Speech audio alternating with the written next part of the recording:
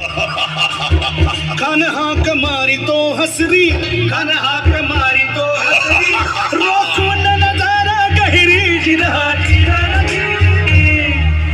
खानानं राजाला आलिंगन दिलं आणि दगा केला. खानात अभिमान मान्याला, खानात अभिमान मान्याला, कट्यारीचा वाद त्यानं केला, कट्यारीचा वाद त्यानं केला. खर खर आवाज झाला, खर खर आवाज झाला, चिलखत होतय अंगाला, चिलखत होतय अंगाला. खानाचा वार फुका गेला, खान यडबडला. इतक्यात महाराजानं पोटामंदी पिचवा ठेकेला, पोटामंदी पिचवा ठेकेला, वाघ नखाचा मारा केला.